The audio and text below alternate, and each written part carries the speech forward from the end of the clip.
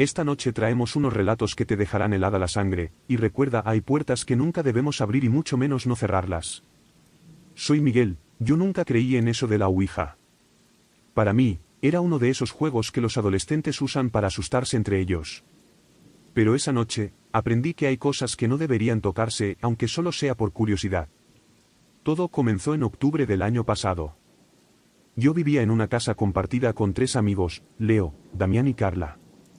Era una de esas casas viejas de techos altos y madera crujiente, ubicada en una zona tranquila pero un poco alejada del centro. Justo lo suficiente para que las noches fueran demasiado silenciosas. Una noche, mientras tomábamos unas cervezas en la cocina, Carla sacó una tabla de ouija de su mochila. Según ella, la había comprado en una feria esotérica. Era de madera vieja, con letras talladas a mano y símbolos que no parecían estar en ningún idioma. Todos nos reímos, pero no le dijimos que no. A las 2:11 de la madrugada, apagamos las luces y pusimos la tabla en la mesa del comedor. Encendimos solo una vela, y pusimos nuestros dedos sobre el vaso invertido que Carla trajo. Yo no esperaba nada, pero el vaso sí se movió. Al principio creí que era Leo, que siempre bromeaba con todo. Pero cuando le preguntamos y juró que no había sido él, algo cambió en el ambiente.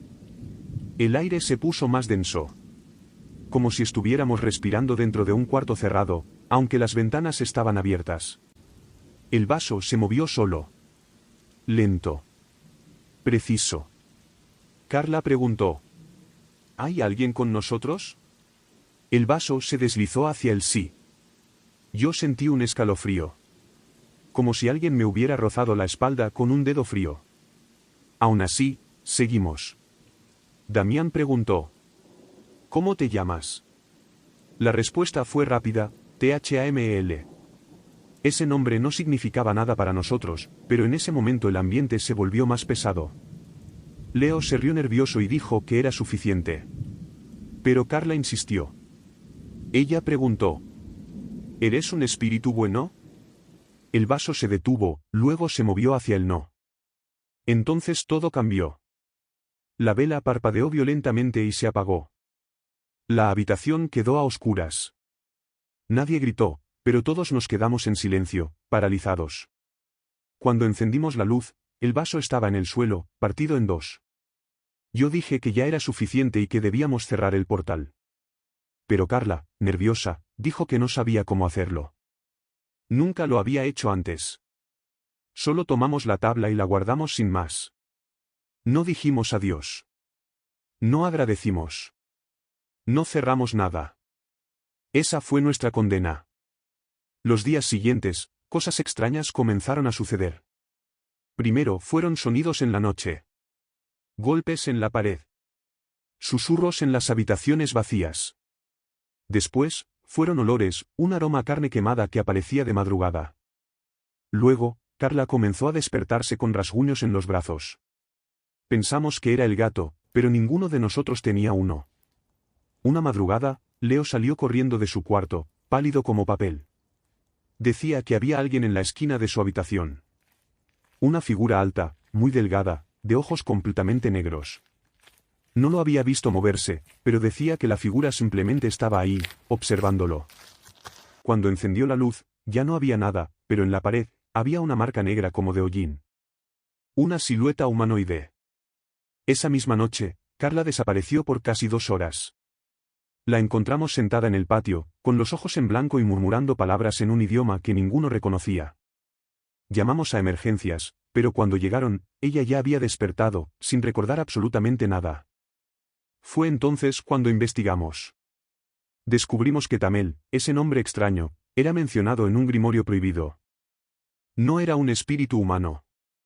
Era una entidad antigua, demoníaca. Un observador, uno que espera ser invitado para quedarse. Y eso fue exactamente lo que hicimos sin saberlo. Fuimos con un sacerdote, pero apenas escuchó el nombre, se negó a ayudarnos. Dijo que eso no era su campo, que lo nuestro era otra cosa. Contactamos a una mujer que se decía medium. Ella vino a la casa, entró, y salió a los 5 minutos. Nos dijo solo una cosa. No cerraron la puerta. Él ya está aquí. Pasaron semanas así. Damián se fue a vivir con sus padres. Leo abandonó la universidad. Carla terminó internada después de atacarse a sí misma con un vidrio, diciendo que tenía que sacarse algo de adentro. Yo me quedé. No sé por qué. Tal vez por miedo. Tal vez porque ya no tenía a dónde ir. Pero las cosas no pararon. Ahora lo escucho todas las noches. Camina por la casa. A veces canta, con una voz grave, profunda, que no parece humana. A veces solo se queda frente a mi puerta, sin moverse, sin respirar. Y yo ya no duermo. Porque sé que si lo hago, me va a hablar. O peor aún, va a entrar.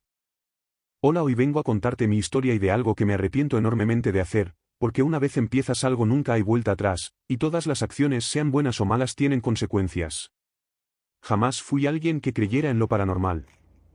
Siempre me burlé de aquellos que afirmaban haber visto fantasmas, sombras o entidades. Para mí, todo eso eran tonterías, inventos para asustar niños o vender películas de terror. Pero ahora daría lo que fuera porque nada de esto fuera real. Todo comenzó por simple aburrimiento. Mi nombre es Marcos. Vivo solo desde que cumplí los 20, y como trabajo desde casa, paso mucho tiempo aislado. Una noche, mientras navegaba por foros oscuros de Internet, encontré una publicación que hablaba sobre invocaciones reales, de esas que supuestamente conectan con demonios antiguos. Me reí. Pensé que sería divertido intentarlo, solo por experimentar, o al menos, eso me dije. El ritual era sencillo, al menos en teoría. Necesitaba una vela negra, una hoja de papel con un símbolo específico, el sello de Valek, y sangre, preferiblemente propia. Debía recitar una invocación en latín a las 3:33 de la madrugada, la llamada hora del demonio. Conseguí los materiales sin mucha dificultad. Lo tomé como un juego, algo que haría y olvidaría al día siguiente. Esa noche, apagué todas las luces de mi departamento, dibujé el símbolo con tiza en el suelo, coloqué la vela negra en el centro y dejé caer 3 gotas de sangre sobre el papel. Cuando el reloj marcó las 3:33, encendí la vela y recité la frase. Nihil sanctum est. Exaudime, Valek. Aperi portas. Dona mihi potentiam tuam. Nada pasó. Me quedé sentado unos minutos esperando que algo, cualquier cosa, ocurriera. Pero el silencio era absoluto. Me sentí ridículo. Apagué la vela y limpié todo. Pensé que había perdido el tiempo. Pero esa noche no dormí. Escuchaba ruidos. Pasos. Susurros. Golpes suaves en la puerta del armario, en las ventanas. Pensé que era mi mente jugándome una mala pasada. Pero al día siguiente, todo se intensificó. Al despertar, encontré marcas en el espejo del baño. Al principio eran como huellas borrosas, pero se hicieron más claras, eran manos, muchas, pequeñas y grandes, presionadas desde dentro del vidrio. Intenté ignorarlo. Me convencí de que necesitaba descansar. Pero mientras avanzaban los días, las cosas empeoraron. Empezaron las voces. Al principio eran murmullos que no lograba entender.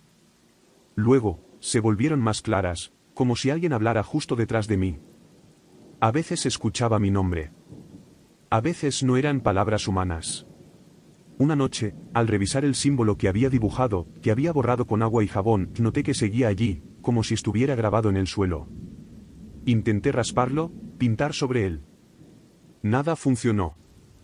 Fue entonces cuando supe que no se trataba de una broma. Empecé a investigar seriamente sobre Valek. No aparecía en los registros comunes de demonología. Pero encontré fragmentos. Referencias en textos antiguos, hablaban de un ente menor del abismo, un recolector de almas no por voluntad, sino por error. Decían que Valek respondía rápido a las llamadas, especialmente si el invocador no cerraba el portal correctamente. Y eso fue lo que hice mal, no cerré el ritual. Contacté con un ocultista en línea. Me pidió fotos del símbolo y me dijo algo que aún me hiela la sangre. No lo has invocado. Lo has dejado entrar. Desde entonces, mi departamento se volvió inhabitable.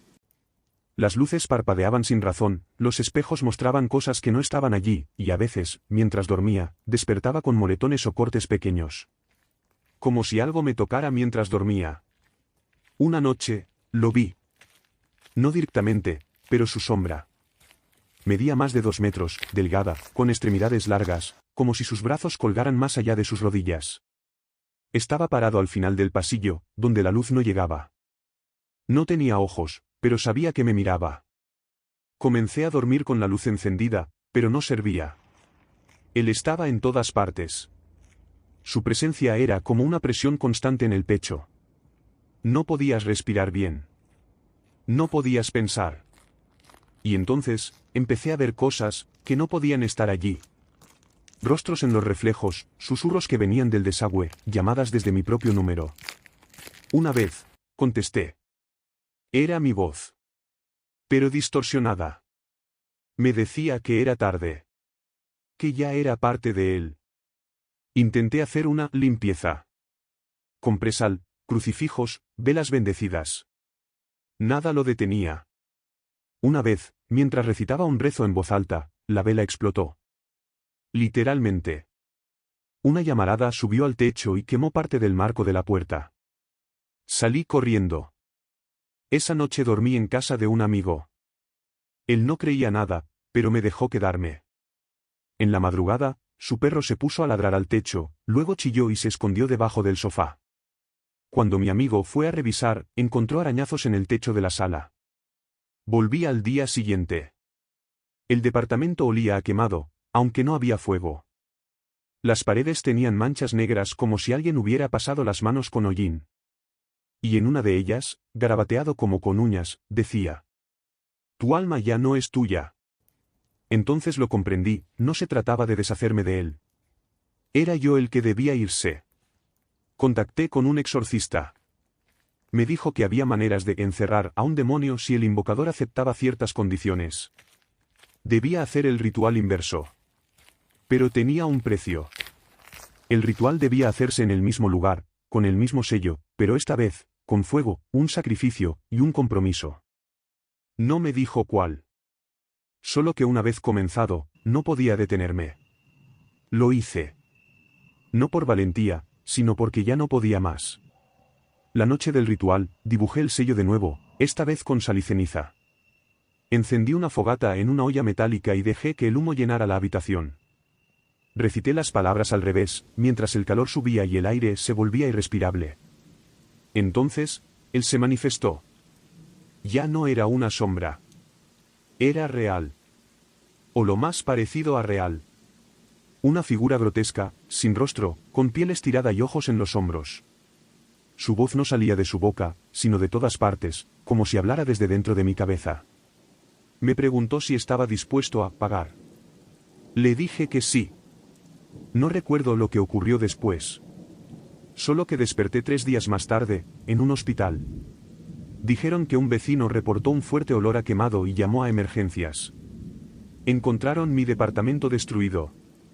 Pero a mí, me encontraron en el centro del símbolo, inconsciente. Desde entonces, no he vuelto a verlo. Ni a oírlo. Pero a veces, cuando me miro al espejo, mis ojos no se ven del todo humanos.